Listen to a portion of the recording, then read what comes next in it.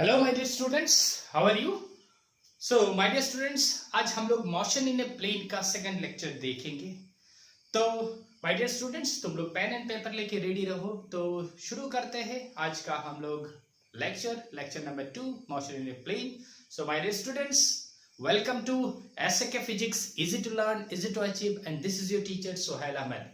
So my dear students, क्या करोगे? पहले प्रीवियस लेक्चर जाके देखो, उसके बाद आके ये लेक्चर देखो, तब मजे से समझ में आएगा।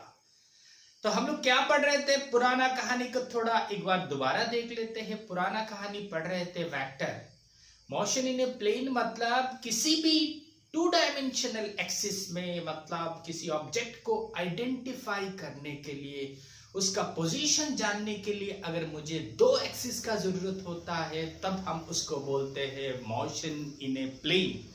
मतलब उसका पोजीशन जानना है तो 2 एक्सिस चाहिए। आपका घर का कोई एक प्लेन ले लो तो वो एक प्लेन हो जाएगा। मतलब घर का कोई एक्सिस, ये एक एक्सिस है, ये दूसरा एक्सिस है, तो ये एक प्लेन होगा। ये वाला एक, ये नीचे वाला एक, ऊपर एक, ये एक, हर एक अलग अलग प्लेन है।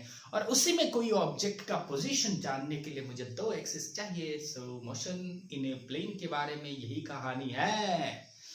तो वेक्टर होता क्या है सर? वेक्टर मतलब ये होता है, हम अगर भागेंगे तो वेक्टर है, हम अगर रुक जाएंगे तो स्केलर है।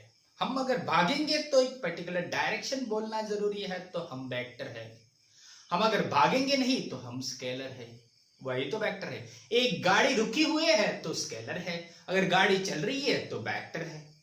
लेंथ मापा, लेकिन डायरेक्शन का जरूरत नहीं हुआ, क्योंकि लेंथ इधर से मापो उधर से मापो, उसको स्पेसिफाई करने के लिए no need of direction. That's why length is a scalar quantity.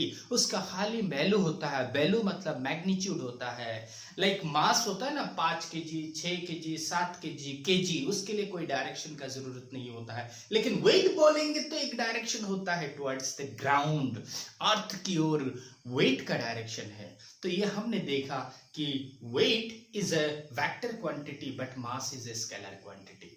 So vector का हमने देखा एडिशन कैसे होता है। सर वेक्टर का एडिशन सिंपली एडिशन नहीं होता है, 2 लॉ के साथ एडिशन होता है। वो लॉ में एक लॉ आज पढ़ेंगे, triangle law of vector addition, vector को ऐड करने का triangle law of vector addition. And दूसरा है parallelogram law of vector addition, तीसरा है polygons law of vector addition. ये हम लोग देखेंगे। तो वेक्टर के बारे में हमने बहुत सारे चीज पढ़े थे। एज फॉर एग्जाम्पल 2 वेक्टर, ये उसका रिप्रेजेंटेशन होता है, और दोनों का अगर मैग्नीट्यूड कौन देता है? लेंथ देता है। दोनों का लेंथ अगर बराबर है तो दोनों वेक्टर को हम इक्वल वेक्टर बोलते हैं। क्या बोलते हैं? Equal vector. ये वेक्टर को क्या बोलेंगे? Equal vector. So a vector, और वेक्टर को रिप्रेजेंट करने के लिए ऊपर में एरो लगाते हैं। सो ये होता है हमारा v vector. So a vector equal to v vector, क्योंकि दोनों का डायरेक्शन भी सेम है एंड मैग्नीट्यूड भी सेम है। हमने और पढ़े थे नेगेटिव वेक्टर, दोनों का मैग्नीट्यूड सेम होना चाहिए लेकिन डायरेक्शन अलग अलग होना चाहिए। सो ए वेक्टर, वी वेक्टर। हमने और पढ़े थे यहाँ पे collinear vector, common line of action होना चाहिए। Sir common line of action समझ में नहीं आ रहा है, क्या होता है? जैसे हमने इस जगह पे मारा और उसी टाइम में तुमने भी मारा, मतलब I have applied force and force is a vector quantity. तो इस फोर्स का जो होता है ना, एक डायरेक्शन होता है। तो हमने मारा फोर्स F1, तुमने उसी पॉइंट पे मारा फोर्स F2, तो दोनों का कॉमन लाइन ऑफ एक्शन है, एक ही लाइन बराबर काम कर रहा है, तो ये होता है कोलिनियर वेक्टर। अगर दोनों का डायरेक्शन एक ही हो जाए, मैग्नीट्यूड होना जरूरी नहीं है माय डियर स्टूडेंट। इधर क्या है, इक्वल वेक्टर में मैग्नीट्यूड भी सेम होना चाहिए, डायरेक्शन भी सेम होना चाहिए। यहां पे मैग्नीट्यूड सेम हो या ना हो, अगर खाली डायरेक्शन एक ही हो जाए, मतलब यहाँ पे दोनों एक ही साइड से जा रहा है, तो इसको हम बोलते हैं parallel vector. PARALLEL, parallel vector. और सर एंटी पैरेलल क्या होता है? अच्छा सर एक चीज बोलिए, इक्वल वेक्टर तो इसमें आएगा क्या? हाँ, इक्वल वेक्टर इसमें आएगा, क्योंकि इक्वल वेक्टर का डायरेक्शन तो सेम है। मैग्नीट्यूड अलग हो या सेम हो, कोई प्रॉब्लम नहीं, ये पैरेलल वेक्टर है। तो एंटी पैरेलल क्या होगा सर? एंटी पैरेलल डायरेक्शन उल्टा होना चाहिए, मैग्नीट्यूड सेम हो या ना हो।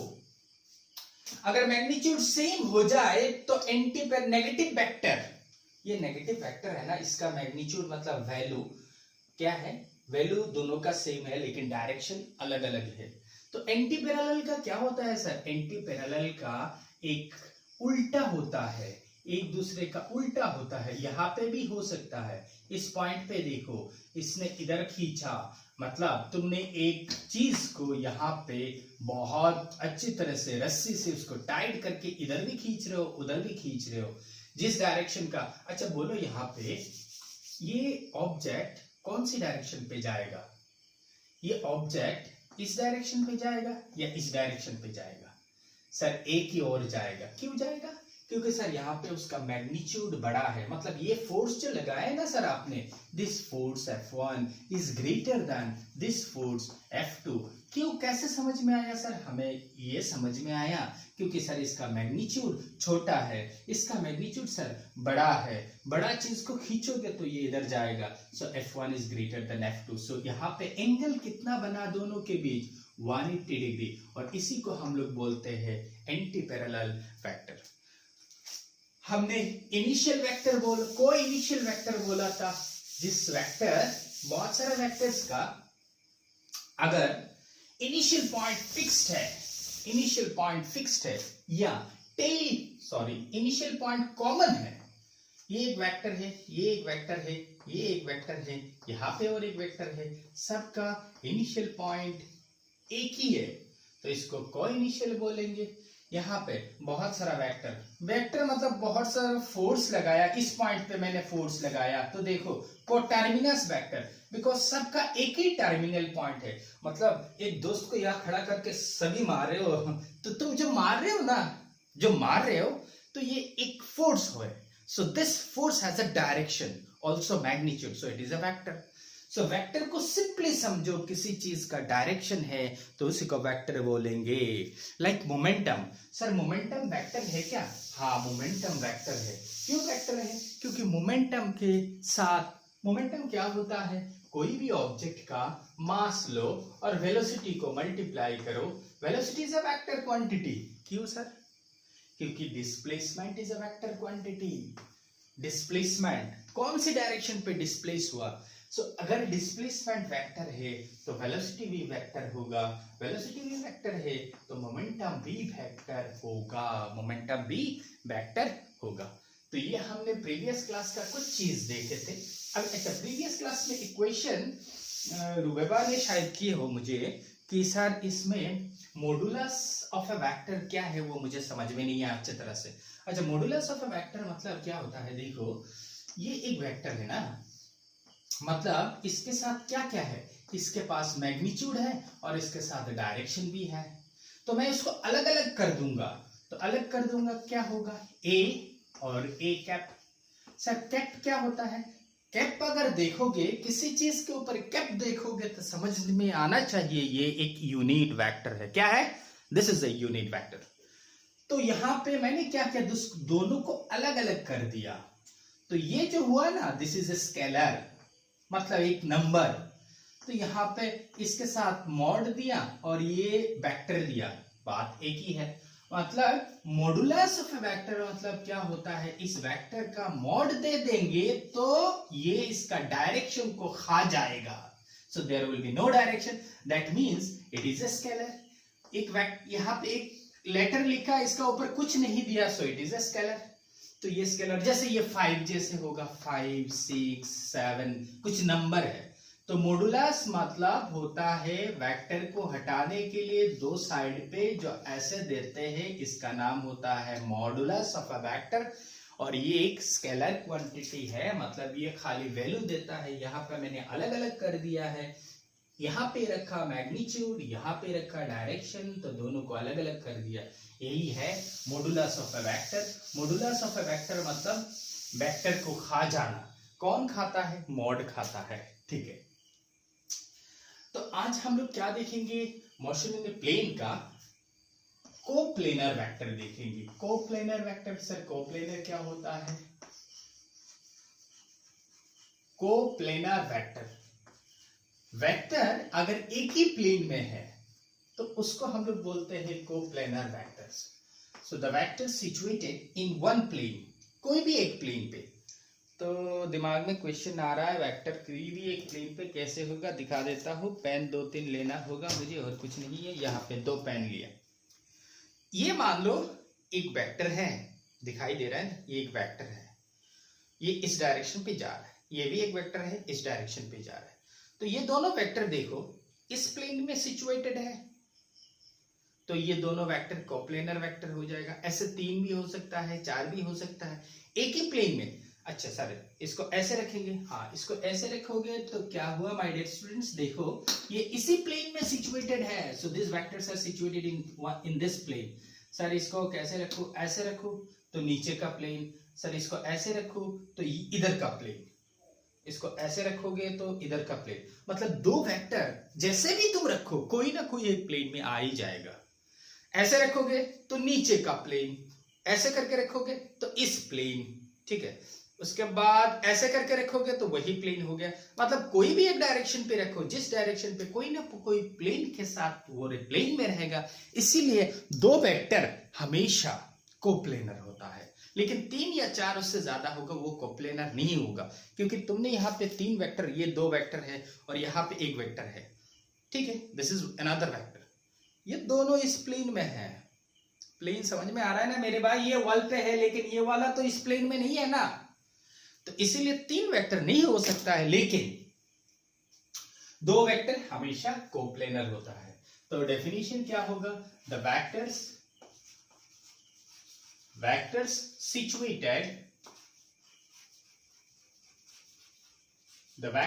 situated in one plane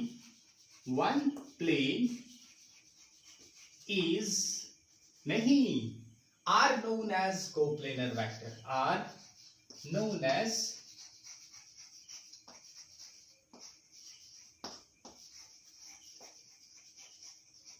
coplanar vector. Sir, coplanar vector are known as coplanar vectors. So जो वेक्टर, सभी वेक्टर्स अगर एक ही प्लेन में है, तो मैंने यहाँ पे एक प्लेन बनाया, ये एक्स एक्सिस है, ये वाई एक्सिस है, तो ये एक्स एक्सिस, ये वाई एक्सिस। यहाँ पे एक वेक्टर दिया, यहाँ पे एक वेक्टर दिया, यहाँ पे और एक वेक्टर दिया, यहाँ पे और एक वेक्टर दिया। यहाँ पे सभी वेक्टर एक ही प्लेन में है, ब्लैक बोर्ड में है, ऐसा नहीं है कोई vector c vector, d vector, तो सभी वेक्टर क्या है? कोप्लेनर वेक्टर, ठीक है। हम नेक्स्ट देखते हैं कि fixed vector, FIXED, fixed vector. सो फिक्स्ड वेक्टर का और एक नाम है, फिक्स्ड वेक्टर का और एक नाम क्या है सर? फिक्स्ड वेक्टर का और एक नाम है फिक्स्ड वेक्टर और localized vector. So localized vector और फ्री वेक्टर क्या है? जिस वेक्टर का इनिशियल पॉइंट फिक्स्ड है, the vector whose initial point मतलब टेल, इनिशियल पॉइंट और टेल, इसका और एक नाम क्या है? Tail. Initial point is fixed, FIX मतलब फिक्स्ड होता है, मतलब ये मूव नहीं कर पाएगा, is known as fixed vector.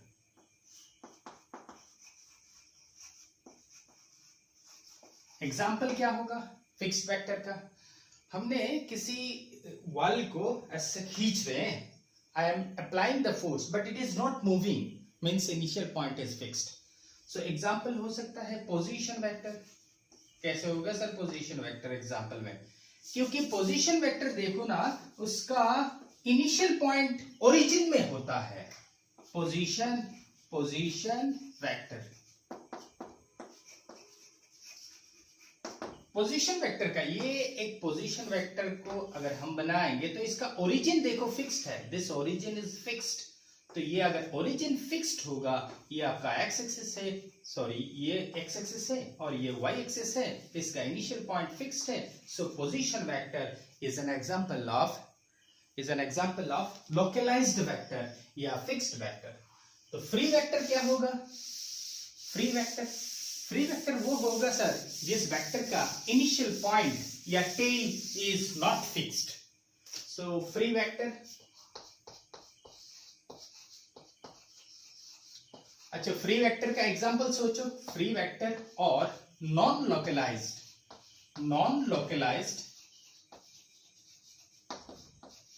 ये सब एक नाम दिया गया है कि एक वेक्टर का इनिशियल पॉइंट अगर फिक्स्ड है तो उसको लोकलाइज्ड बोलेंगे या फिक्स्ड वेक्टर बोलेंगे, अगर इनिशियल पॉइंट फिक्स्ड नहीं है तो फ्री वेक्टर बोलेंगे या non localized vector.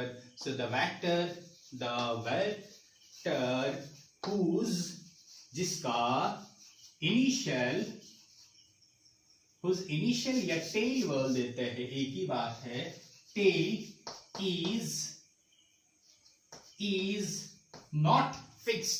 is not fixed, उसका फिक्स्ड नहीं है, is known as free vector।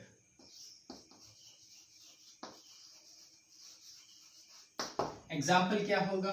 The velocity vector, example the velocity vector, गाड़ी चल रही है तो उसका वेलोसिटी जो होगा उसका इनिशियल पॉइंट तो फिक्स नहीं है, गाड़ी चल रही है तो उसका इनिशियल पॉइंट कैसे फिक्स्ड होगा? सो गाड़ी चल रही है तो the velocity vector of A car moving in one dimension, moving in straight line। so इस स्ट्रेट लाइन में यहाँ पे आपका गाड़ी चल रही है, गाड़ी बना देते हैं क्या, ये गाड़ी है मेरा, सो गाड़ी जुग गाड़ी चल रही है, लेकिन इसका वेलोसिटी वेक्टर जो है वो हर एक जगह में फिक्स्ड, यहाँ फिक्स्ड नहीं है क्योंकि द कार इज मूविंग। सो ये होता है हमारा फ्री वेक्टर, कोप्लेनर वेक्टर, ये हमने बोला। अभी पोलर वेक्टर देखते हैं। तो my dear student, polar vector होता है ये जिसका स्टार्टिंग पॉइंट होता है या एंडिंग पॉइंट, जो vector, so polar vector, so एक वेक्टर जिसका स्टार्टिंग पॉइंट है या एंडिंग पॉइंट है, like displacement vector, like force is a vector, so यहां पे मैंने फोर्स लगाया, सो इसका एंडिंग पॉइंट होगा, सो द वेक्टर जिस वेक्टर का which have a starting point, STARTING, starting point, जिस वेक्टर का एक स्टार्टिंग पॉइंट होगा और have point of application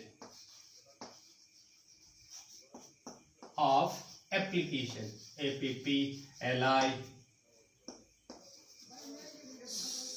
application is known as polar vector। So sir polar vector क्या बोला आपने?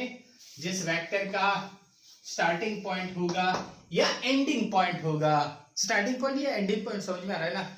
स्टार्टिंग पॉइंट, मैं यहां से दौड़ना शुरू किया, दौड़ रहा हूं ना, एक डायरेक्शन में जा रहा हूं, तो आई एम ए वेक्टर, सो मेरा इनिशियल पॉइंट है, जिसका इनिशियल पॉइंट नहीं होगा या एंडिंग पॉइंट नहीं होगा उसको हम लोग बोलते हैं। तो एग्जांपल में डिस्प्लेसमेंट वेक्टर लिख दो, एग्जांपल में डिस्प्लेसमेंट वेक्टर, फोर्स वेक्टर, सो ये हो गया polar vector. Axial vector sir क्या होता है? एक्सियल वेक्टर का मतलब आपका स्टार्टिंग पॉइंट या एंडिंग पॉइंट ये सब आपका पोलर का जैसे नहीं है, ये रोटेशनल केस में एक्सियल वेक्टर हम लोग लगाते हैं, AXIAL, एक्सियल वेक्टर। सो एक्सियल वेक्टर क्या होगा? The vector which represent, the vector जिस वेक्टर रिप्रेजेंट करता है, which represent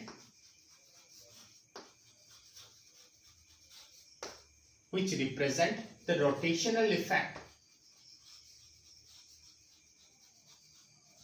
रोटेशनल इफेक्ट जो दिखाता है जिस वेक्टर, जैसे एक देखो एक फैन मूव हो रहा है ना, रोटेट कर रहा है, इलेक्ट्रॉन न्यूक्लियस की चारों ओर घूम रहा है, सो अर्थ सन की चारों ओर घूम रहा है, तो ये सब होता है आपका रोटेशनल मोशन। और उस रोटेशनल मोशन में देखो जो वेक्टर हम दिखाते हैं उस वेक्टर का नाम होता है axial vector.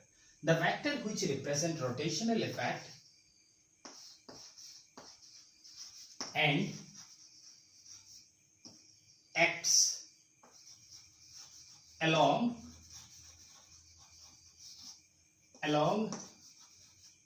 the axis of rotation, मतलब एक्सिस ऑफ रोटेशन पे दिखा रहा हो एक्सिस ऑफ रोटेशन क्या होता है, x along the axis of rotation according to the right hand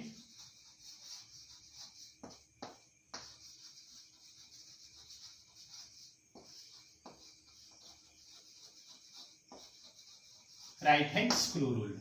So the vectors which represent the rotational effect and acts along the axis of rotation according to the right hand screw rule. तो देखो ये एक axis होता है और इस axis के चारों ओर एक ऑब्जेक्ट मूव हो रहा है, ऐसे घूम रहा है, तो ऐसे घूमेगा इस ऑब्जेक्ट, तो ये एक रोटेशनल इफेक्ट हो गया। तो जैसा मैं किसी चीज को घुमा रहा हूं तो ये रोटेशनल इफेक्ट है। ये अगर ऐसे रोटेट होगा तो तुम एक स्क्रू बैठाओ यहाँ पे और ऐसे करते रहो, स्क्रू बैठाएंगे, स्क्रू, हाँ ये मान लो यहाँ पे, इसको मैं ऐसे रोटेट करूंगा तो क्या होगा, ये अंदर जाएगा, अंदर या बाहर, अंदर जाएगा। सो ये अंदर जो जाएगा ना, मतलब इसका डायरेक्शन ये कैसे होगा, ऐसे होगा। So this is the direction, अंदर जा रहा है। मैं इसको घुमा रहा हूं तो अंदर जा रहा है, अंदर दिखा नहीं पाएंगे ना, इसीलिए ऊपर दिखाया ऐसे। इसी तरह मैं अगर इसको एंटी क्लॉकवाइज रोटेट करूं, ऐसे रोटेट करूं तो क्या, ये एंटी क्लॉकवाइज है, अगर क्लॉकवाइज रोटेट करूं तो क्या होगा, इसको मैं ऐसे रोटेट किया, इसको अभी ऐसे करते हैं, तो अभी मैं क्या इसको ऐसे रोटेट कर रहा हूं ना, तो ऐसे कर रहा हूं तो ये खुलेगा मतलब इसका एक्सिस की ओर डायरेक्शन होगा। तो एक्सियल वेक्टर क्या होता है, ये वो वेक्टर होता है जिसका डायरेक्शन कौन देता है, एक्सिस ऑफ रोटेशन डायरेक्शन देता है। वेक्टर लग रहा है कहाँ, यहाँ लग रहा है, लेकिन उसका इफेक्ट जो हो रहा है इधर इफेक्ट हो रहा है। तो पहले वाला केस से ये अलग है, मतलब मैं फोर्स लगा रहा हूं यहाँ पे, इसको घुमा रहा हूं ऐसे, लेकिन उसका डायरेक्शन जो है वो एक्सिस दे रहा है डायरेक्शन। जैसे राइट हैंड थंब रूल से हम लोग वो बाद में देखेंगे। मैं और एक एग्जांपल इसको, अच्छा ये मेरा स्क्रू है, तो स्क्रू ड्राइवर लेके मैं अगर इसको ऐसे घुमा रहा हूँ, दिखा समझ में आ रहा है ना, ऐसे घुमाऊंगा तो ये अंदर जाएगा। तो मैं किसी चीज को घुमा के देखो ना, जो तुम ऐसे घुमाओगे तो इट विल गो इनसाइड, और उल्टा घुमाओगे तो क्या होगा, उल्टा घुमाओगे तो ये बाहर आएगा, उल्टा घुमाओगे तो ये क्या होगा, आपका बाहर आएगा। तो मैंने ये क्लॉकवाइज है डायरेक्शन, सो ये क्लॉकवाइज रोटेट किया, और यहाँ पे एंटी क्लॉकवाइज मतलब ऐसे खोल रहे हो ना, तो खोल रहे हो मतलब ये बाहर आएगा। सो इसका डायरेक्शन मैं ऐसे दिखा देता हूं। सो इसका एग्जांपल क्या होगा,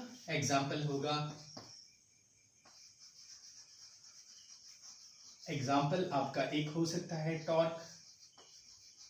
सर टॉर्क क्या है, टॉर्क मतलब रोटेशनल केस में जो फोर्स है ना, उसी का नाम होता है टॉर्क। रोटेशनल मतलब तुम एक दरवाजा को ऐसे रोटेट कर रहे हो ना, दरवाजा का जो वहां पे लगा रहता है ना, एक साइड फिक्स रहता है, तो उसको खोलोगे तो क्या होगा, you are applying a force, but this force is in rotation. So इस रोटेशनल मोशन में जो फोर्स लगाएंगे उसी का नाम होता है torque.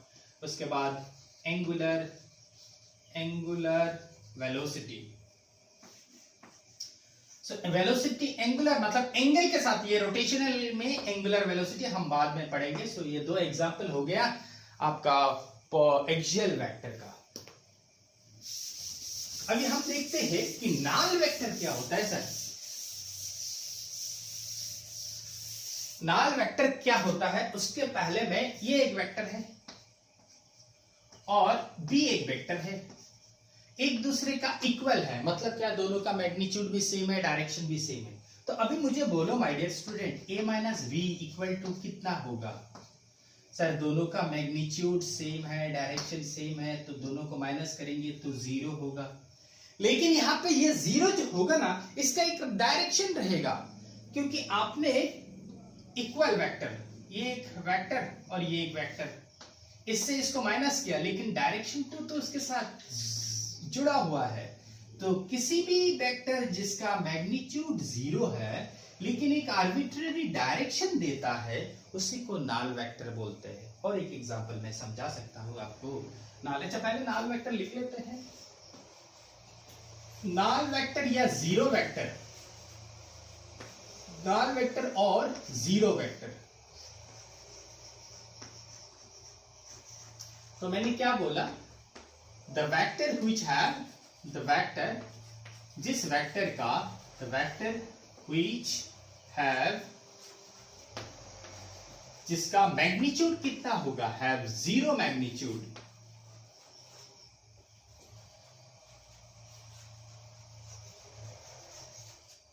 but gives an arbitrary direction.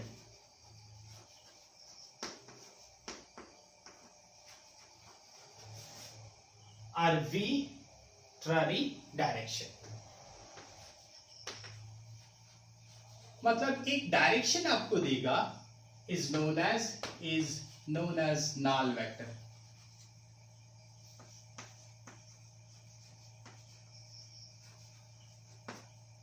So, जिस वेक्टर का मैग्नीट्यूड 0 होता है, सर दो वेक्टर का मैग्नीट्यूड 0 कैसे होगा? माय डियर स्टूडेंट्स, तुम देखो इधर पे, यहाँ पे एक वेक्टर है, यहाँ पे और एक वेक्टर है, दोनों यहाँ पे एक बॉल रखा, दोनों का मैग्नीट्यूड देखो बराबर, ये जितना हाइट है वो भी उतना हाइट है। तो ये जो बॉल को खींच रहे हो हम लोग, दोनों साइड पे कौन से डायरेक्शन पे जाएगा? सर कोई भी डायरेक्शन पे नहीं जाएगा, तो मैग्नीट्यूड 0 हो गया। मूव नहीं होगा तो मैग्नीट्यूड 0, बट उसमें एक फिल, एक डायरेक्शन उसके साथ अटैच्ड हमेशा रहता है ना, डायरेक्शन रहता है। जैसे यहाँ पे देखो, मैं यहां से घूम के, इस रास्ते से घूम के यहाँ पे आ गया, तो मेरा डिस्प्लेसमेंट कितना होगा? सर डिस्प्लेसमेंट आपका 0 है। मैं इस रास्ते से जाके गया लेकिन उसी भी जगह पे आ गया, लेकिन मैग्नीट्यूड कितना होगा उसका मैग्नीट्यूड 0 है, लेकिन उसके साथ एक डायरेक्शन जरूरत जुड़ा हुआ है। सो नाल vector, the vector which have 0 magnitude but gives an arbitrary direction is known as null vector. तो ये हमारा null vector का एक एग्जांपल। अच्छा एग्जांपल देते हैं।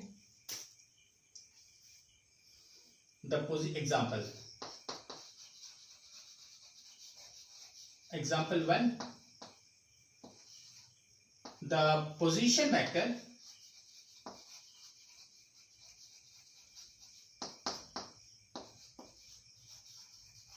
of an object at origin।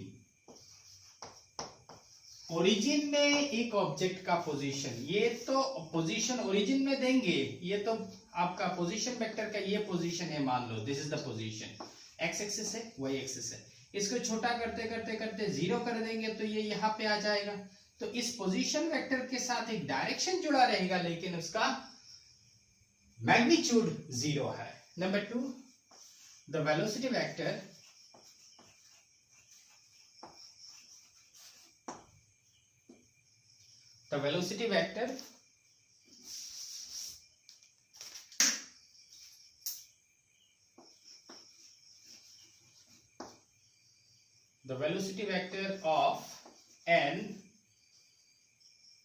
of a stationary object।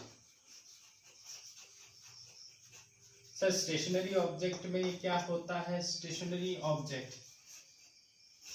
एक ऑब्जेक्ट जो मूव नहीं कर रहा है, लेकिन उसका जो वेलोसिटी वेक्टर होगा, जैसे मैं इसका, ये घूम के आ रहा है लेकिन मतलब मैं कैसे समझाऊं इसको? हाँ ऐसे समझा सकता हूं। बहुत बड़ा गाड़ी आ रहा है, सामने में वॉल में रुका हुआ है, मतलब ये जा नहीं पा रहा है, तो वेलोसिटी का मैग्नीट्यूड 0 है। लेकिन वो तो इसमें धक्का दे रहा है ना, मैं इस वॉल को धक्का दे रहा हूं, so I am applying the force. So force apply कर रहा हूं, वेलोसिटी देना चाहता हूं, लेकिन वेलोसिटी दे नहीं पा रहा हूं, मैग्नीट्यूड 0 है, लेकिन एक डायरेक्शन तो होगा। सो इसीलिए हमने बोला the velocity vector of a stationary object. और number 3, the acceleration of uniform motion of an object।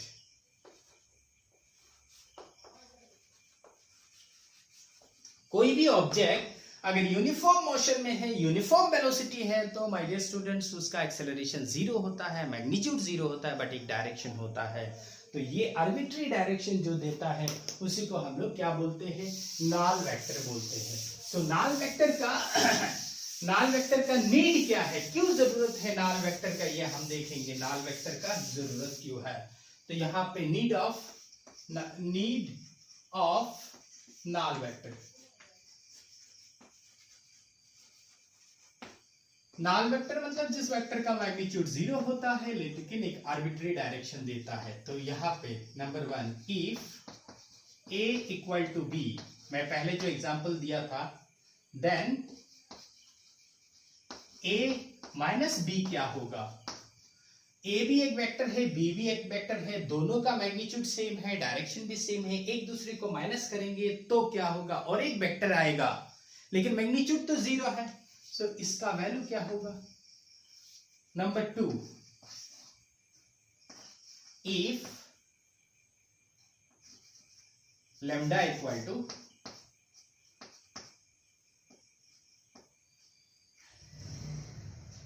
0, then lambda b vector का वैल्यू कितना होगा। लैम्डा का वैल्यू मैं 0 अगर बैठाऊंगा तो यहाँ पे 0 बैठा है, तो 0 बैठा है, तो b के साथ अगर मल्टीप्लाई करेंगे तो मुझे क्या मिलेगा, मुझे मैग्नीट्यूड 0 हो जाएगा, क्योंकि माय डियर स्टूडेंट इसका मैग्नीट्यूड 0 है, और 0 के साथ इसका मैग्नीट्यूड को मल्टीप्लाई करोगे, b वेक्टर है तो b के पास मैग्नीट्यूड भी है, डायरेक्शन भी है। इसका मैग्नीट्यूड के साथ ये लैम्डा को 0 को मल्टीप्लाई किया तो क्या होगा, 0 को मल्टीप्लाई करेंगे तो मैग्नीट्यूड 0 हो जाएगा, लेकिन एक डायरेक्शन देगा। सो ये दोनों के लिए द रिजल्ट, अच्छा हम लोग जो रिजल्ट मिलता है ना वेक्टर में, उसका एक नाम देते हैं resultant. So the resultant of these two will not be a scalar quantity, will not be a scalar, thus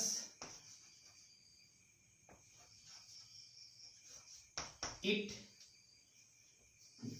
should be a vector having 0 magnitude।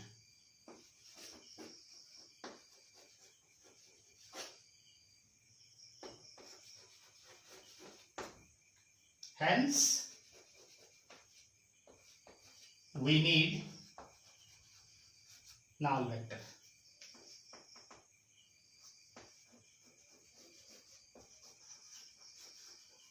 तो हमने ये दो एग्जांपल दिया कि अगर a और b बराबर हो जाएगा तो a माइनस b करेंगे तो मैग्नीट्यूड 0 हो जाएगा, लेकिन तो डायरेक्शन रहेगा। यहाँ पे लेमडा का वैल्यू अगर 0 है तो इसके साथ अगर मल्टीप्लाई करेंगे, b के साथ अगर मल्टीप्लाई करेंगे तो दोनों का मैग्नीट्यूड 0 हो जाएगा, लेकिन एक डायरेक्शन रहेगा। So thus the resultant of this two will not be a scalar, thus it should be a vector having 0 magnitude, hence we need null vector। इसीलिए हमको null vector का जरूरत होता है। प्रॉपर्टीज ऑफ null vector देखते हैं। null vector क्या करते हैं वही हम अभी देखेंगे। Properties,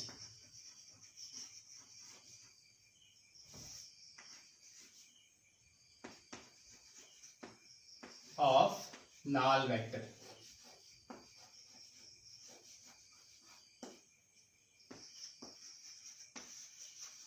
number 1 property, null vector को मतलब नाल मतलब जीरो, इसको इंडिकेट कैसे करते हैं हम, जीरो से करते हैं। तो इस जीरो वेक्टर को अगर, अच्छा null vector if a equal to b then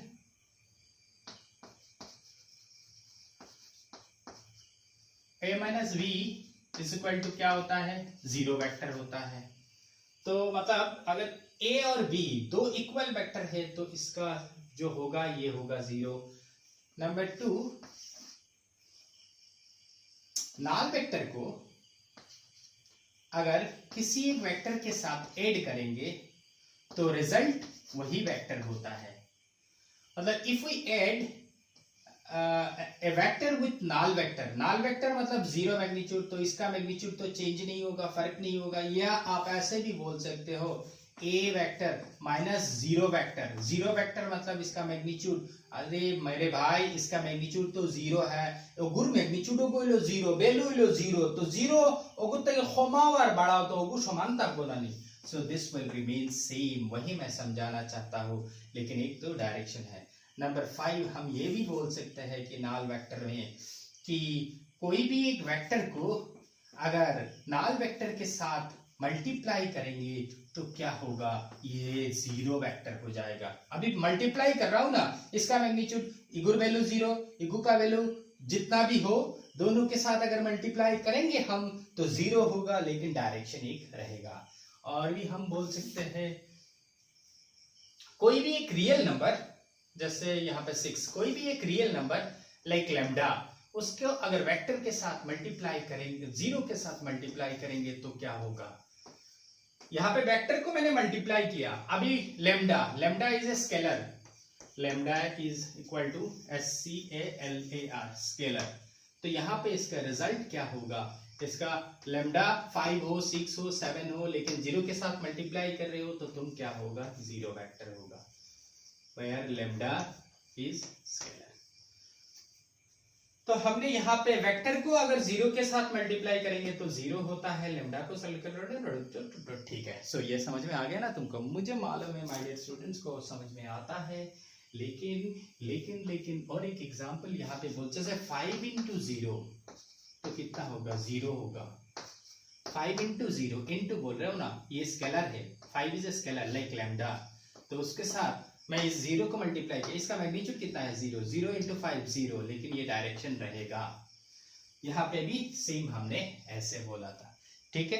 अच्छा, सो ये हमने बोला था नाल वेक्टर के बारे में, नाल वेक्टर का प्रॉपर्टीज क्या होता है,